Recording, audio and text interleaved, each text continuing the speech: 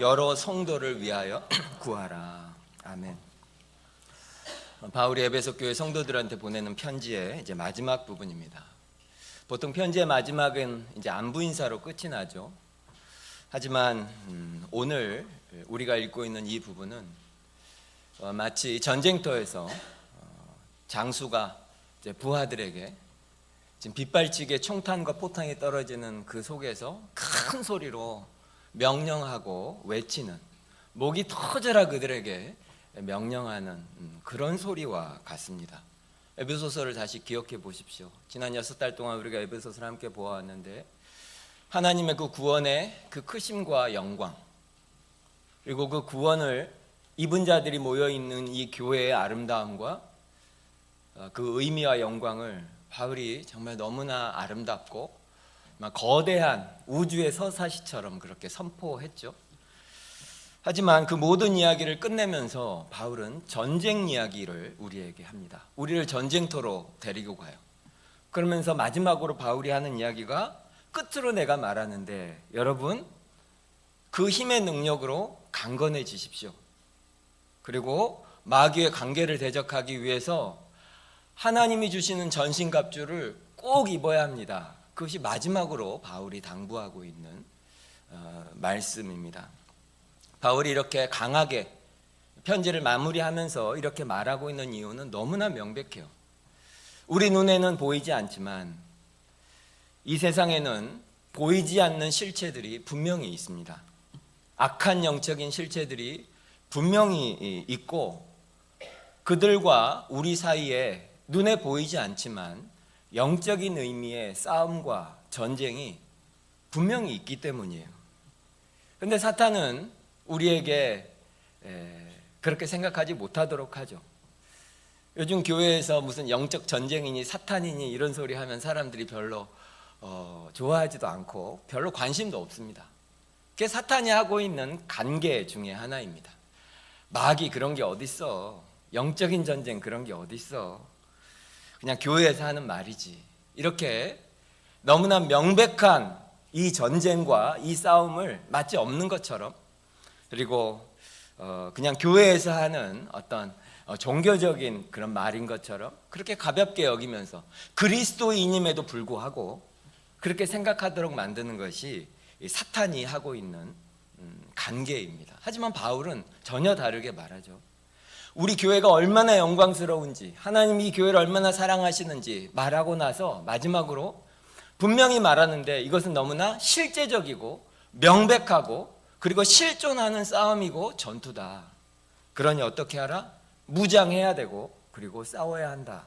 바울은 그렇게 마지막으로 말하고 있습니다. 그래서 우리는 그동안 하나님이 우리에게 주신 그 무기들, 진리의 허리띠, 의의 호심경, 그리고 평안의 복음이 준비한 신, 그리고 믿음의 방패 차례대로 살펴보았죠.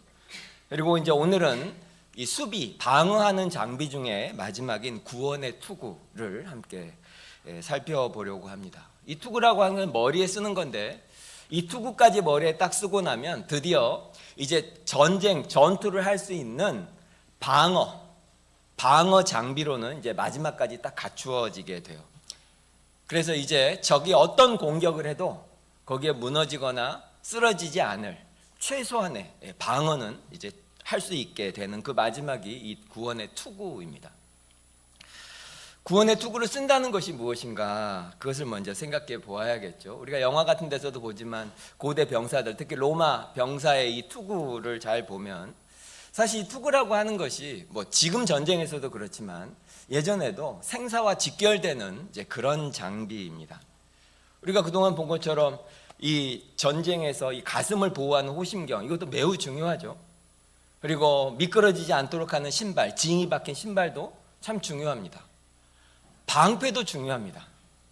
하지만 머리에 투구를 만약에 쓰지 않는다면 그것은 진짜 중요한 것을 못하게 되는 거예요. 우리가 방패 설교할 때 말씀드렸지만, 방패가 있는 이유는 방패 뒤에 숨어서 아무것도 하지 말라고 방패를 주신 게 아닙니다.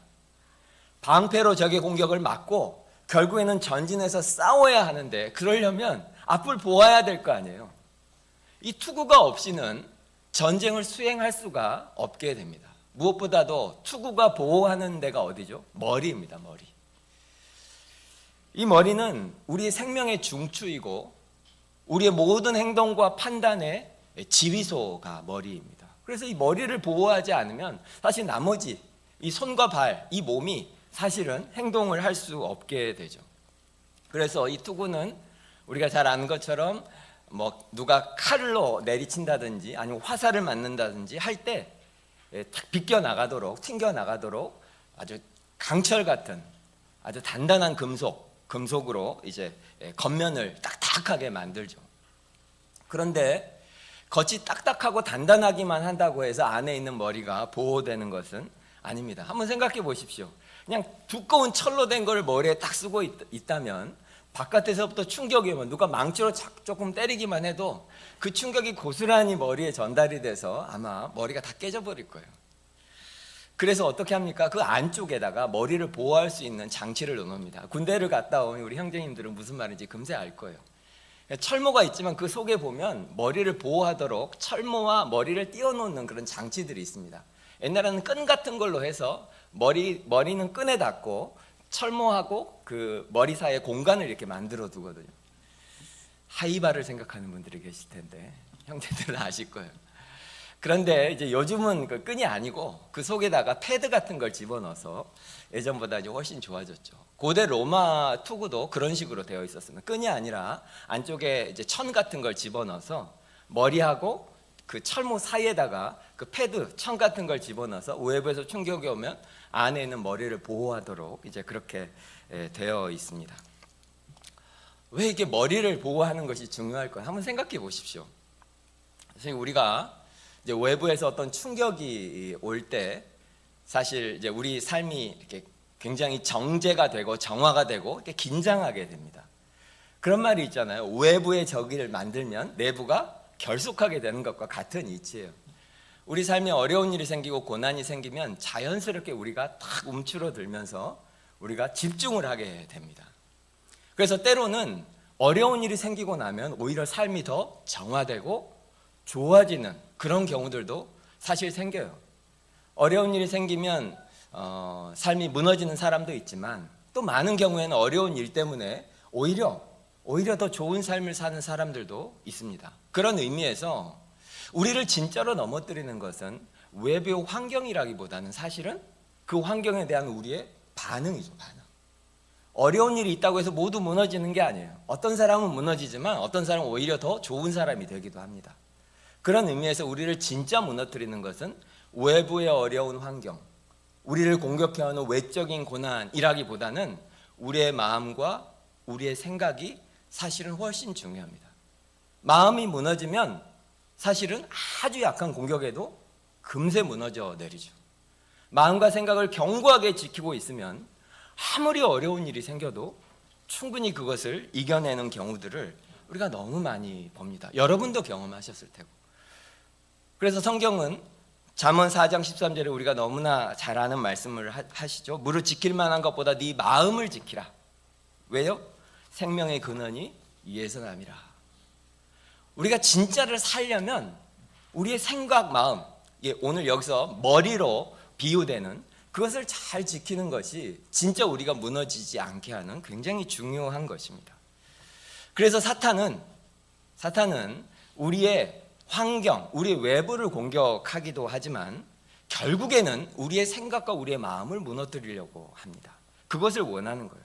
왜냐하면 마음이 무너지고 우리 생각이 왜곡되고 우리 머리가 진짜로 공격을 받아서 무너져 버리면 진짜로 우리가 삶이 무너진다는 것을 사탄이 너무나 잘 알기 때문이에요.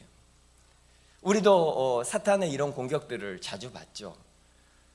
너 진짜로 예수 믿고 구원받은 사람 맞냐? 네가 지은 죄를 봐라. 그러고도 네가 교회 다니는 사람 맞냐? 이번 주간 네가 한 일을 봐라. 그래놓고 어떻게 네가 이렇게 뻔뻔하게 고상하게 앉아있냐? 등등. 사탄이 우리에게 우리의 구원을 의심하게 하는 끊임없이 우리의 생각 속에 그런 공격을 합니다. 이 구원의 투구는 바로 이 원수의 우리의 마음과 생각을 무너뜨리려고 하는 이런 공격으로부터 우리를 지키고 우리 마음이 하나님이 여전히 나를 사랑하신다고 하는 그 확신에 거하도록 해주는 장비가 바로 이 투구입니다. 우리 마음과 머리를 보호하는 장비라는 거죠. 그런데 오늘 말씀을 잘 보면 바울은 이것을 그냥 투구라고 하지 않고 어떤 투구라고 말하죠? 구원의 투구라고 말합니다. 구원의 투구. 지금까지 드린 말씀을 종합해 보면 사탄이 결국 우리에게 무너뜨리려고 하는 핵심은 어디에 있다는 거죠? 구원에 대한 확신이라는 거예요. 구원의 투구.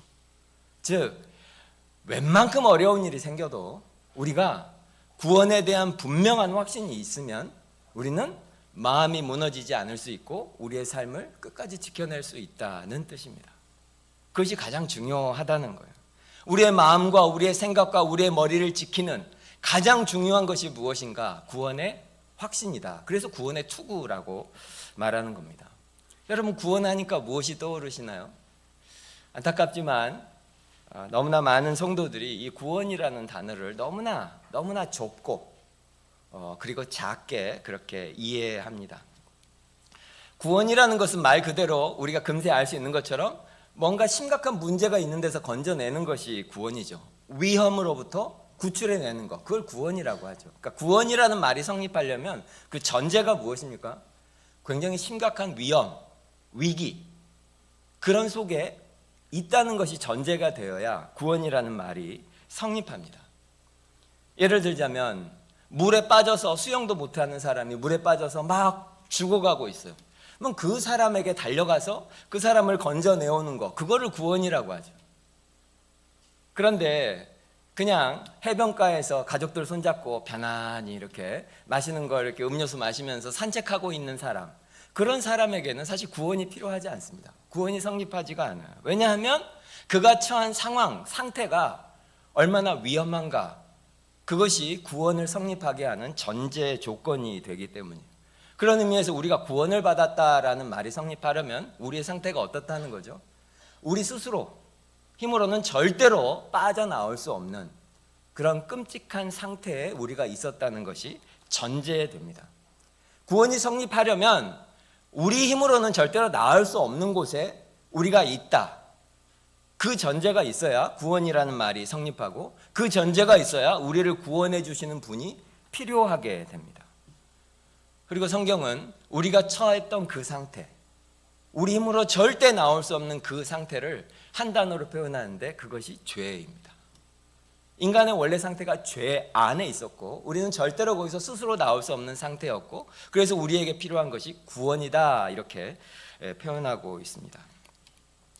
하지만 이 죄도 마찬가지로 우리가 너무 작게 생각하죠. 죄라고 말하면 그냥 뭔가 하나님이 말씀하시는 거 하지 않은 거, 법을 어긴 거, 뭐 도덕적으로 뭔가 잘못한 거, 심지어 그것조차 우리가 실수라고 하죠. 아이고 내가 그런 사람 아닌데 실수했네. 그런 걸 우리는 죄라고 생각해요. 하지만 죄는 그것보다도 훨씬 크고 훨씬 깊고 훨씬 광범위한 것입니다. 저를 통해서 이미 여러분은 아마 수백 번 이미 들으신 이야기입니다. 나무는 땅에 심겨지죠. 그럼 땅에서부터, 이 대지로부터 양분과 그리고 수분을 흡수해서 자라게 돼요. 근데 이 나무가 땅에서부터 뽑히면 땅에서부터 수분과 양분을 흡수하지 못하기 때문에 죽게 됩니다. 마찬가지로 인간도 원래 창조될 때 하나님이 우리에게 필요한 모든 것을 주시는 것처럼, 하나님이 마치 이 대지 땅과 같아서 우리에게 필요한 모든 것이 하나님으로부터 나와서 우리가 그것 때문에 살 수 있는 존재로 하나님이 창조하셨습니다. 인간은 원래 그런 존재예요. 그런데 창세기 3장에도 나오지만 인간이 어떤 결심을 합니까? 살아보니까 하나님 없어도 될 것 같은 거예요. 하나님 없이도 내가 살 수 있겠다. 그런 결심, 그런 판단을 하게 돼요.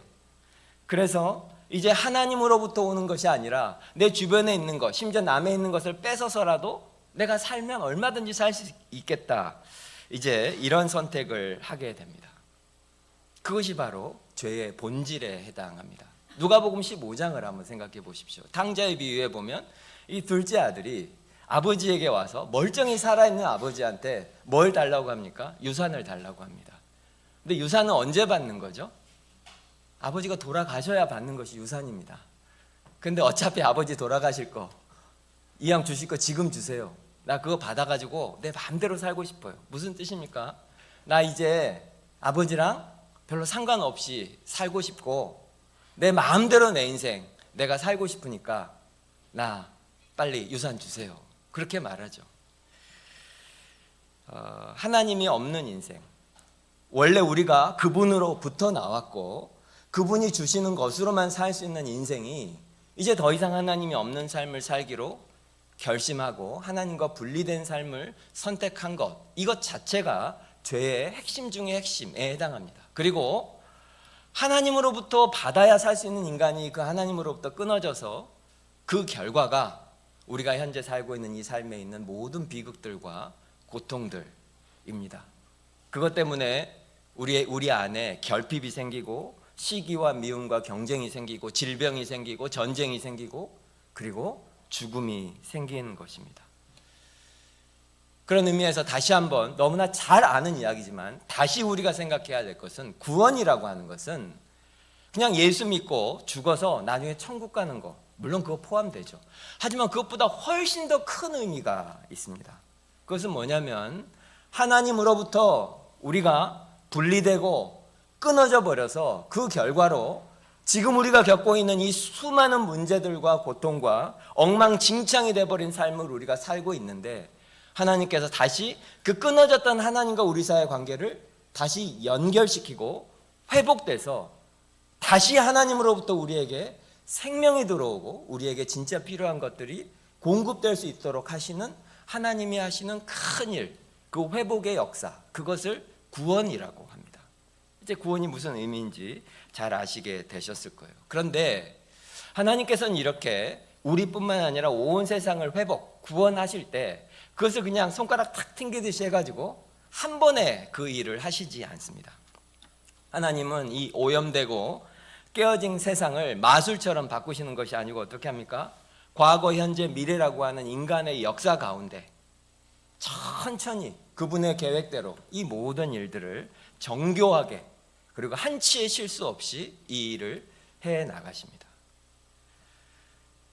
구원이라고 하는 것이 그냥 한순간에 벌어지는 어떤 일이 아니라 하나님이 시작하셔서 그 일을 영원전에 계획하시고 인간의 역사 가운데 그것을 적용하셔서 언젠가 그것을 성취하시고 이루시게 되고 우리 모두는 이 과정 속에 있습니다. 우리 개인적인 구원도 마찬가지입니다. 그래서 성경에 보면 우리의 구원을 우리 속에 있는 역사 가운데로 설명해요. 소위 교리에서 말하는 구원의 3시제 이런 말 혹시 들어보셨나요? 우리의 구원이 과거형도 되고 현재형도 되고 미래형도 된다. 실제로 성경에 그런 표현들이 많이 나옵니다. 첫째는 과거예요. 우리의 구원이 옛날에 다 이루어졌다. 우리는 구원받았다. 그런 표현들이 성경에 많이 나와요. 한번 왜 이런지 한번 생각해 보십시오. 올해는 다행히 봄에 큰 불이 조금 덜 난 편인데 몇 년 전만 해도 진짜 큰 불들이 많았잖아요. 정말 수십 년 된 그런 나무들이 산이 한꺼번에 다 타버리는 일들이 있었는데 그렇게 산불이 한번 나면 다시 그 불난 자리에 다시 이 새싹들이 돋고 또 거기에 이제 살던 동물들이 다시 돌아오고 그 산에 있는 생태계가 완전히 회복돼서 이전처럼 다시 건강해지는 데까지 최소한 100년 정도 걸린답니다. 그냥 가만히 놔두면. 그러니까 완전했던 것이 깨어지기까지는 순식간이지만 그것이 다시 회복돼서 완전히 회복되는 데는 굉장히 많은 시간이 걸리죠. 그걸 상징적으로 보여주는 것이 성경 아닙니까? 완전했던 세상이 창세기 1장 2장에 나오고 그 깨어짐이 3장에 나옵니다. 그리고 그 회복의 과정이 요한계시록 끝부분까지 기록되어 있고 아직 역사 속에서 오지도 않았습니다. 그래서 하나님의 구원도 마찬가지로 긴 시간이 걸리고 과거와 현재와 미래 속에서 그 구원이 이루어집니다. 성경은 우리가 이미 특별히 예수를 믿는 우리는 이미 구원을 받았다고 분명히 선언해요. 그때 우리가 구원을 받았다고 할 때 그 의미는 우리는 우리가 지은 죄에 대해서 더 이상 벌을 받지 않는다는 의미입니다. 무슨 말이냐면 죄의 형벌에서부터 구원을 받았다 그런 의미예요. 우리가 죄를 지으면 죄에 대해서 누구나 벌을 받아야 되죠. 그렇죠? 뭐 작은 범죄를 해도 교통 위반만 해도 벌금을 내야 됩니다. 큰 범죄를 한 사람은 징역을 살아야 됩니다. 우리도 마찬가지로 당연히 벌을 받아야 되는데 그 벌을 과거에 언제죠? 2000년 전에 예수님께서 십자가에서 대신 그 벌을 받아주신 거예요. 그래서 우리는 지금 이제 벌을 받을 필요가 없다. 그런 의미에서 우리는 구원을 받았습니다. 그래서 우리가 너무나 잘 아는 로마서 8장 1절에 그러므로 이제 그리스도 안에 있는 자에게는 무엇이 없나니? 정죄함이 없나니. 죄에 대해서 벌 받을 일이 없다는 뜻이에요. 사탄이 계속 여러분한테 너 이거 했잖아, 네가 이러고도, 이런 말을 할 때 구원의 투구로 쓰는 거는 뭐냐? 에이, 아니야, 내가 잘못한 거 맞는데 그 벌은 예수님이 다 받아주셨어. 십자가에서 그 값은 다 지불됐어 라고 말하는 것이 투구로 쓰는 거예요. 우리는 더 이상 정죄가 없습니다.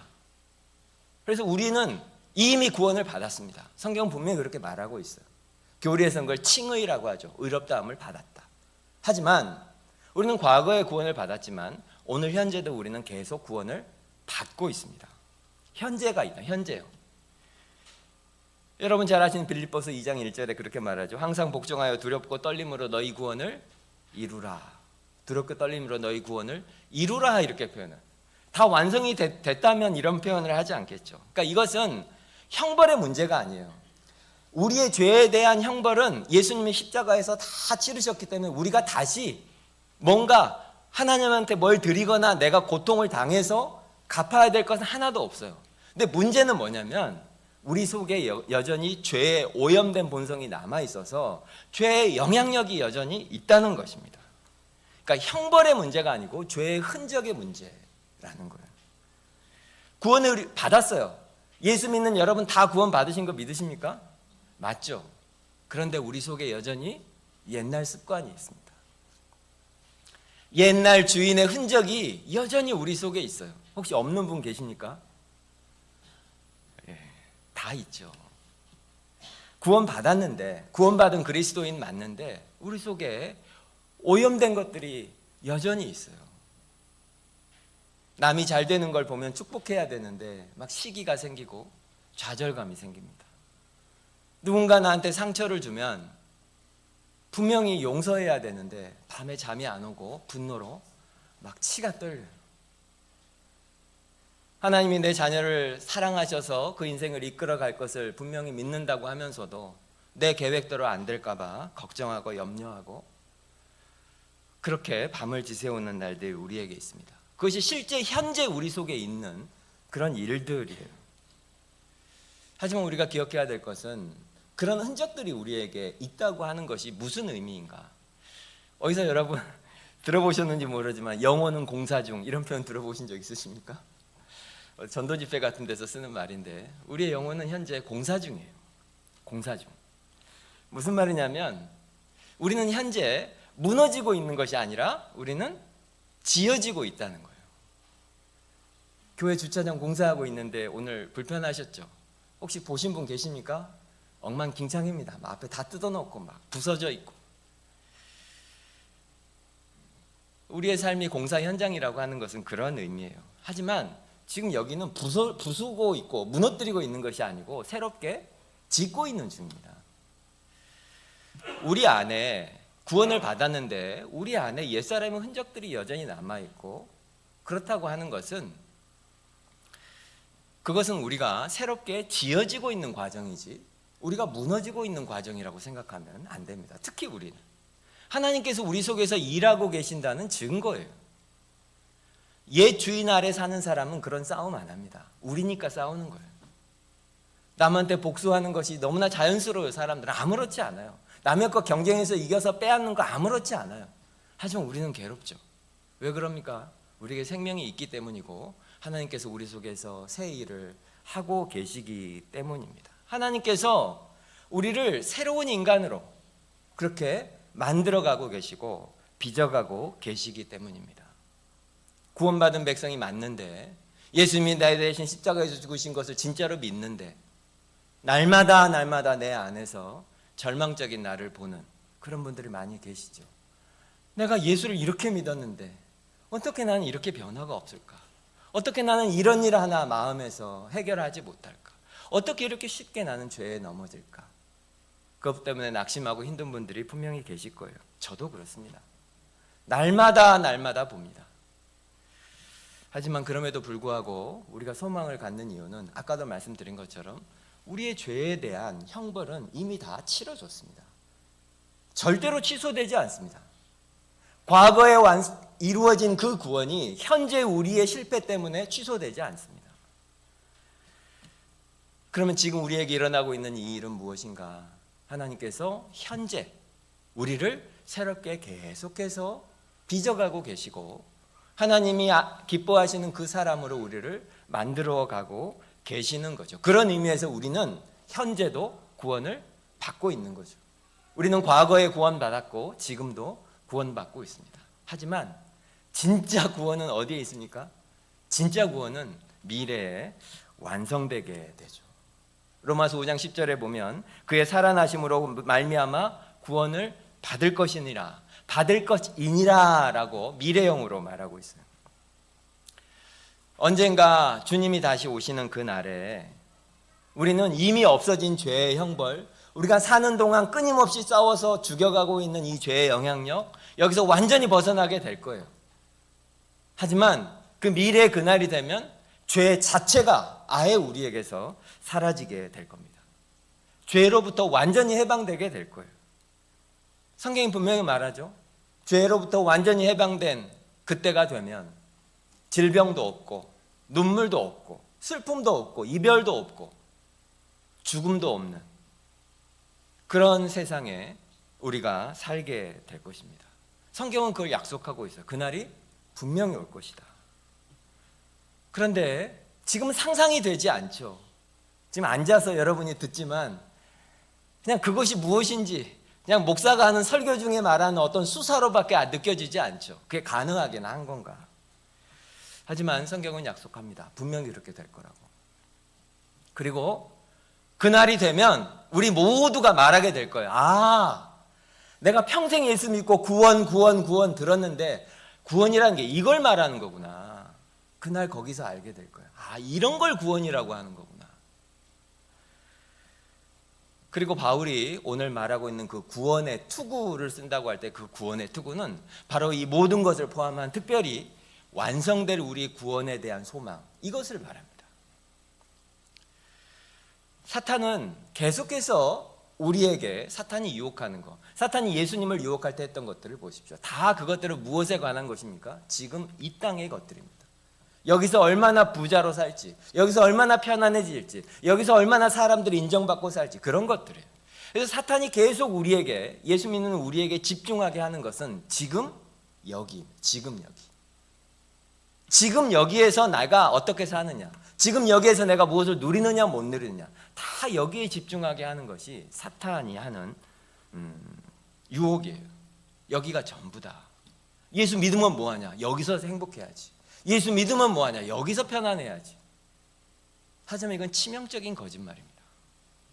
성경은 그렇게 말하지 않죠. 절대로 여기가 전부가 아닙니다. 지금 우리가 누리고 우리가 보고 있는 것이 전부가 아닙니다. 로마서 13장 12절에 바울이 이렇게 말해요.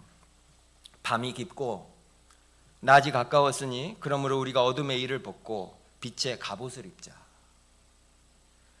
제가 방금 여기가 전부가 아닙니다 말씀드렸을 때 여러분 마음에 어떤 생각이 드셨나요?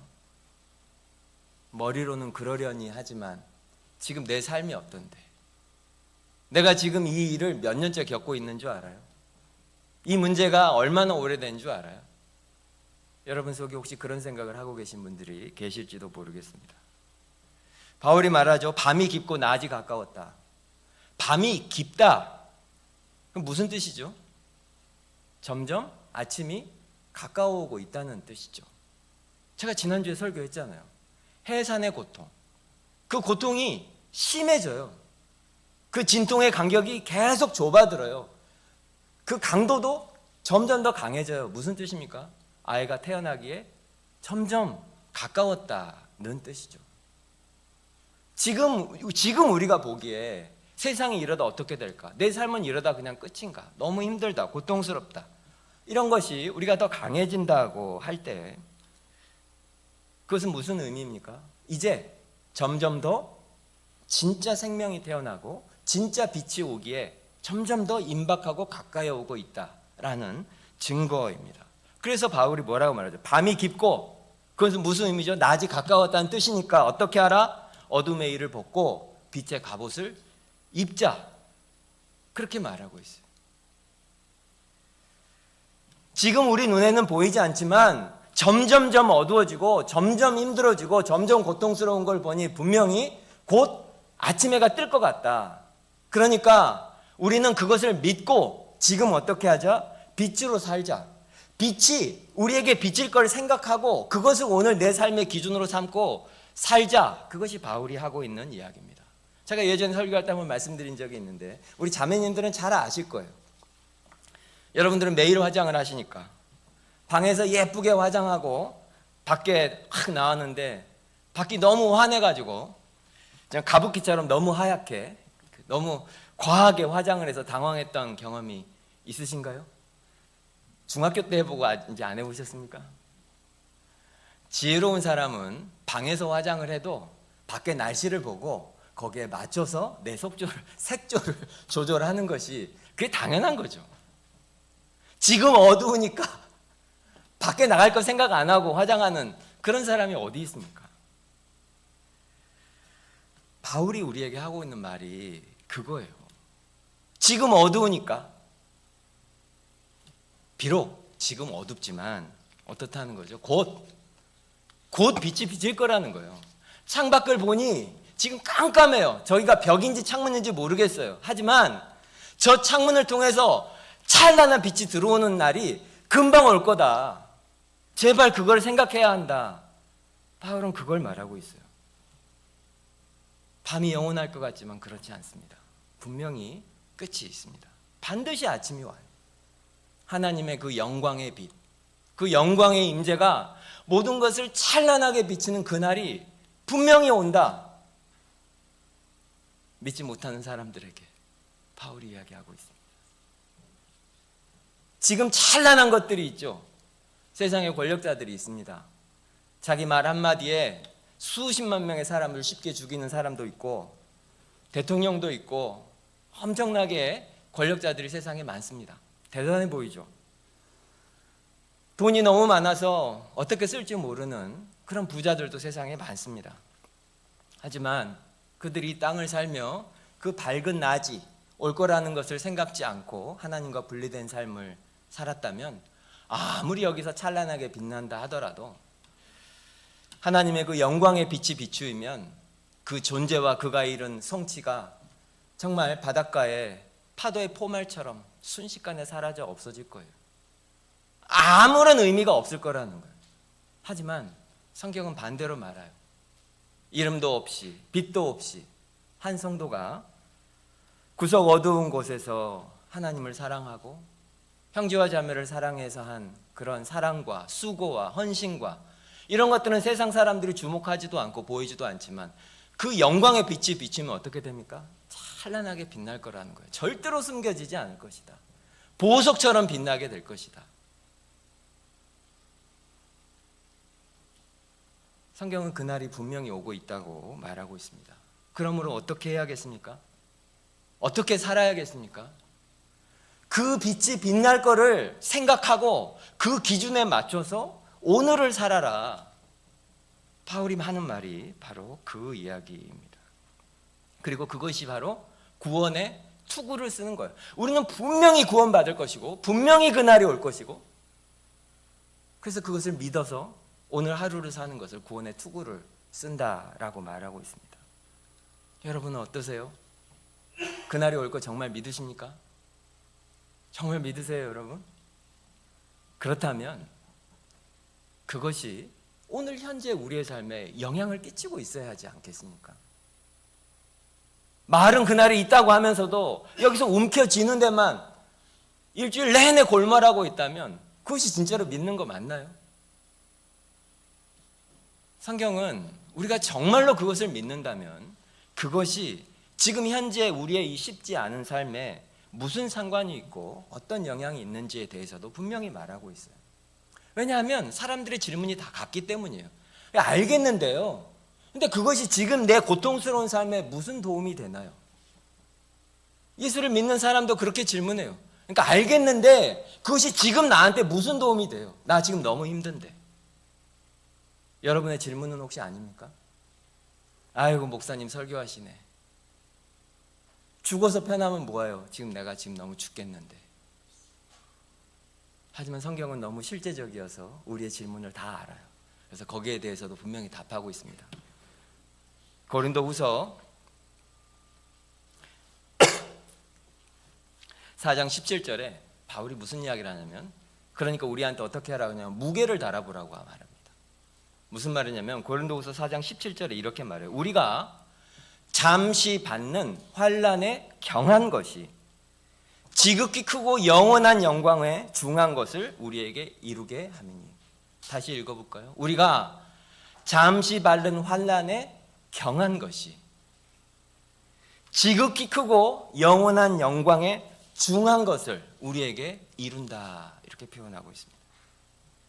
무슨 말이죠? 장차 우리에게 이루어질 영광이 있습니다. 그것과 지금 우리가 겪고 있는 고난, 이걸 어떻게 해보라는 거예요? 무게를 재보라는 거예요. 어떤 게 더 무거운가? 우리가 지금 지고 있는 이 고난의 무게와 우리가 나중에 얻게 될 영광의 무게를 비교를 해보라는 거예요. 어떤 게 더 무거운가? 아마 여러분은 이 저울질 자체가 쉽지가 않을 거예요. 왜냐하면 지금 너무 무겁거든요. 삶이 너무 힘들고 너무 무겁기 때문이에요. 경제적인 짐이 있고, 그리고 또 어떤 분들은 무거운 책임감에 짓눌려 살아가는 분도 계실 것이고, 또 질병과 또 관계와 여러 문제들로 고통당하는 분들도 계시고, 미래에 대한 불안 때문에 힘든 분들도 계실 것이고, 그리고 이런 문제들이 다 너무나 실제적이고, 예배당을 나가기만 하면, 심지어 지금 이 순간도 내 마음을 짓누르는 너무나 무겁고 힘든 문제들입니다. 그렇죠? 그렇기 때문에 바울이 지금 우리에게 하는 말이에요. 그러니 어떻게 하라는 거예요? 구원의 투구를 쓰라는 겁니다. 그러니까 바로 이때가 구원의 투구를 써야 할 때예요. 구원의 투구를 쓰는 거를 고린도후서에서 뭐라고 말하죠? 무게를 다시 달아보라는 겁니다. 제발 무게를 한번 다시 달아봐라. 지금 우리가 겪고 있는 고난이 아무리 커도 우리가 받게 될 영광이 무엇인지 진짜 알면 이 영광의 무게랑 지금 우리가 겪고 있는 이 문제의 무게랑은 사실 비교할 수 없는 것이라는 거예요. 이 영광의 무게를 충분히 알지 못하니까 지금 그냥 가라앉아 버려요. 작은 문제만 있어도. 근데 바울은 그렇게 말하고 있지 않습니다. 지금 우리가 겪고 있는 것은 뭐다? 잠시다. 그리고 우리가 얻게 될 영광은 영원한 것이다. 그렇게 비하자면 우리의 고난은 가벼운 것이고, 영원히 우리가 가지게 될 그 영광이 훨씬 무겁다. 이건 비교할 수 없는 것이다. 이것을 어떻게 하겠습니까? 우리 스스로에게 계속해서 설교하고 깨닫게 하고 선포하고, 내가 지금 이 고통 진짜 힘들긴 하지만 흔히 하는 말로 다 지나가. 결국 잠시. 그리고 가벼운 것이, 고난이 힘들고 무거운 건 진짜 맞지만 우리가 얻게 될 그 영원한 영광을 우리가 진짜로 안다면, 그것과 비교하자면 이것을 견딜 수 있다라고 우리 스스로에게 우리는 끊임없이 선포하고 설교를 해 주어야 합니다. 그것이 구원의 투구를 쓰는 거예요. 로마 군인의 투구 안쪽에 그 부드러운 안감이 충격을 흡수하는 것처럼 우리의 삶이 편안할 거라고 생각하시면 안 돼요. 왜 투구를 쓰라고 합니까? 전쟁터니까요. 여기는 전쟁터입니다. 끊임없는 공격이 있어요. 그러니 계속해서 누군가 우리를 공격하는 그런 때가 있을 거라는 거예요. 사탄이 계속 우리를 공격할 거예요. 심지어 우리의 머리에 총을 쏘거나 망치로 우리를 두들기는. 그래서 우리의 삶이 그냥 평안했으면 좋겠는데 무슨 문제가 그렇게 많은지, 많은 문제가 있고 마음을 요동치게 하는 일들이 매일 끊이질 않고. 왜 그럴까요? 전쟁터니까 그런 거예요. 우리는 지금 소풍 와 있는 게 아닙니다. 그리고 끊임없이 우리를 공격하는 대상이 존재합니다. 그게 없을 거라고 생각하면 이미 지고 있는 거예요. 그래서 바울이 뭐라고 하죠? 그러니까 어떻게 하라? 투구를 쓰라. 그러면 괜찮다는 거예요. 그러면 괜찮다. 이길 수 있다.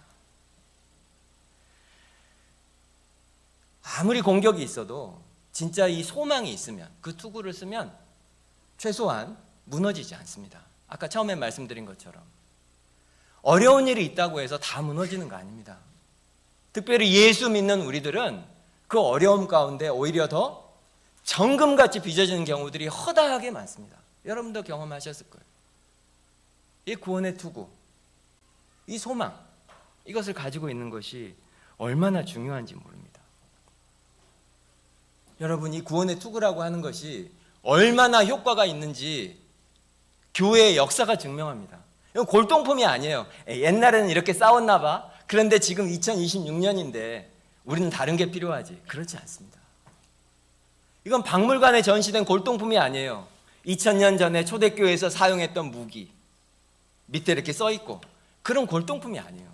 지금도 우리에게 유효한 너무나 강력한 우리를 보호하는 장비입니다. 교회 역사가 증명하잖아요.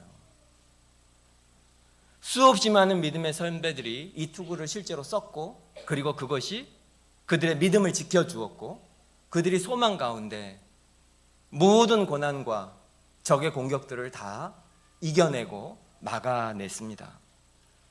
로마 그 원형 경기장에서 으르렁거리는 사자들 앞에서 성도들이 함께 모여 찬송을 부를 수 있었던 건 왜 그럴까요? 사자가 나를 안 물까 봐? 아닙니다. 이것이 끝이 아니다라고 하는 것을 그들은 믿었기 때문입니다. 나는 죽음을 통과하게 될 것이지만 다시 깰 때 나는 영광스러운 몸을 가지게 될 것이고 우리 주와 함께 영원히 살 것이다. 그걸 믿었기 때문이에요.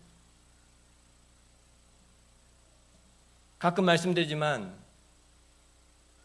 고대 로마 시절에 최악의 전염병이 로마 제국 전체를 덮쳐서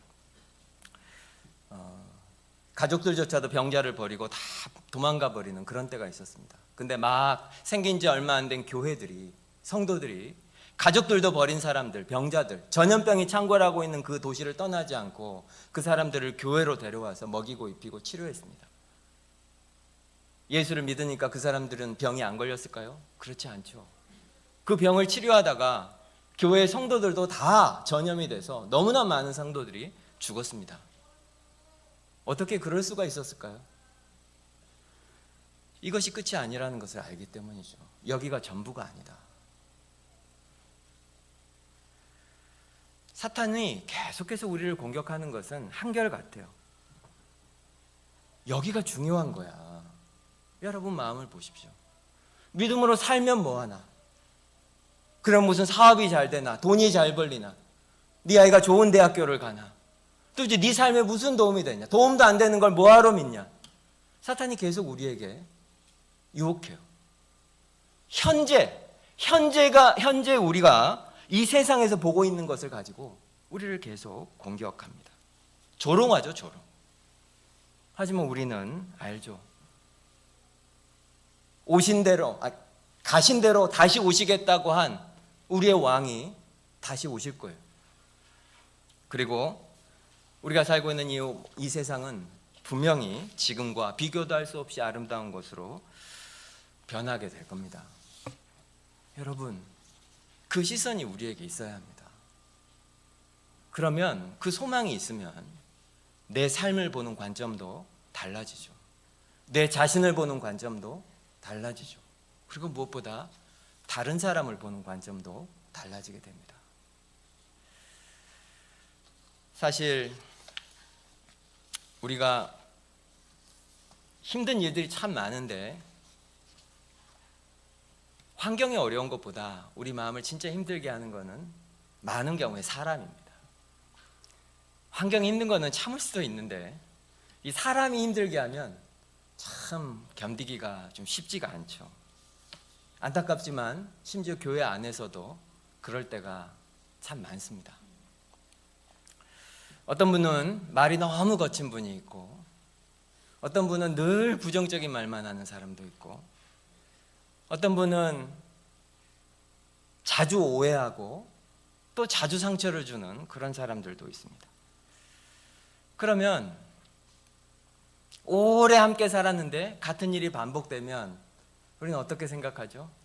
사람은 안 변하는 거야. 이렇게 생각하면서 저 사람은 저런 사람이야. 이렇게 그냥 그 사람한테 딱지를 딱 붙여버립니다. 많은 경우에 사실이기도 하죠. 10년, 20년, 30년 같이 살아도 별 변화가 없는 경우들을 봅니다. 지금 그 모습을 보니까 그 사람이 어떤 사람이다 이렇게 생각하게 되는데, 지금 그 사람에게 보이는 현재의 모습으로 그 사람 전체를 딱죄를 붙여서 판단해 버려요.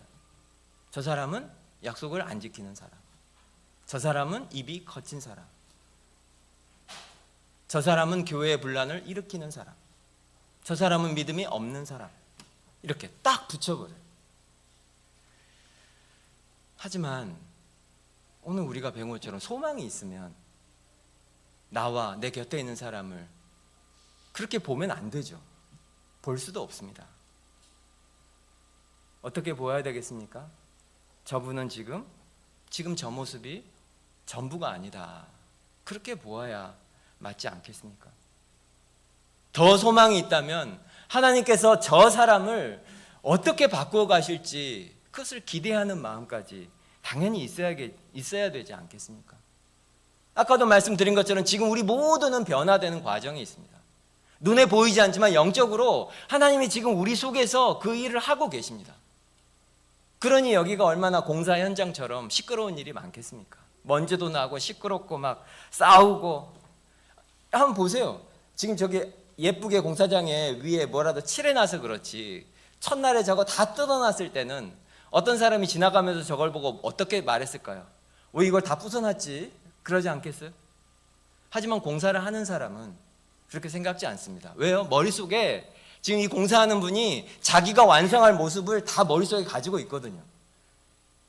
그렇게 될 거고 자기가 지금 그걸 만들어가고 있으니까 지금 이 상황을 보고 절망하고 짜증내고 그러지 않을 거예요. 교회는 그런 곳입니다. 우리 모두가 마찬가지입니다. 우리는 다 완성된 사람이 모여있는 곳이 아닙니다.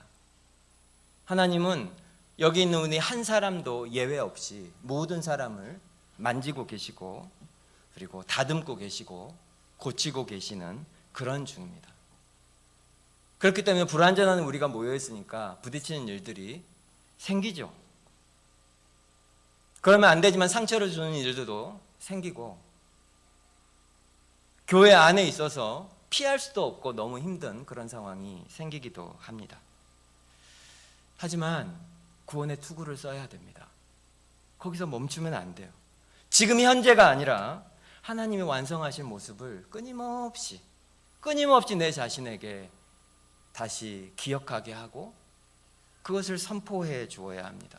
그런 의미에서 진짜 우리들은 서로의 현재의 모습이 아니라 미래의 모습을 미리 보는 사람들이 되어야겠죠. 그래서 지금은 이래도 하나님께서 언젠가 지금보다 더 아름다운 모습으로 바꾸실 것이다 믿고 서로 조금 더 참고 더 기다리고 더 품고 더 용납하고 그래야 합니다. 왜냐하면 하나님이 이 사람을 예수 그리스도의 피로 구원하신 것이 맞다면 하나님이 절대로 그 사람을 포기하지 않을 것이기 때문에 그래요.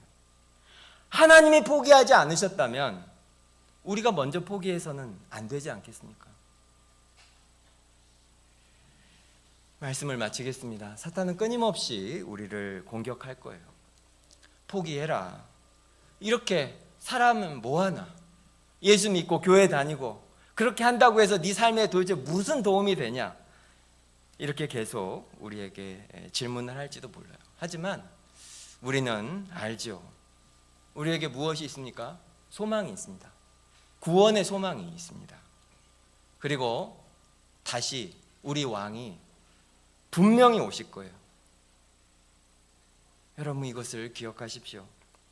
이건 그냥 제가 설교하기 위해서 하는 말이 아니에요. 이건 교회에 왔던 모든 성도들의 공통된 고백이었어요. 하이델베르그 요리문답서 거기 52문에 보면 이런 질문이 있어요. 그리스도께서 산자와 죽은 자를 심판하러 오시는 것이 당신에게 어떤 위로를 줍니까? 여러분에게 질문해 보세요. 예수님이 다시 심판하러 오시는 것이 여러분에게는 무슨 위로가 되나요? 거기에 대한 답이 이겁니다. 내가 어떠한 슬픔과 핍박을 당하더라도 전에 나를 대신하여 하나님의 심판대 앞에 서시사 내게 임한 모든 저주를 제거하신 바로 그분이 심판자로서 하늘로부터 오시기를 머리 들어 기다립니다. 그가 그의 원수들, 곧 나의 원수들은 영원한 멸망으로 형벌하실 것이며 나는 그의 택함을 받은 모든 사람들과 함께 하늘의 기쁨과 영광 가운데 그에게로 이끌어 들으실 것입니다.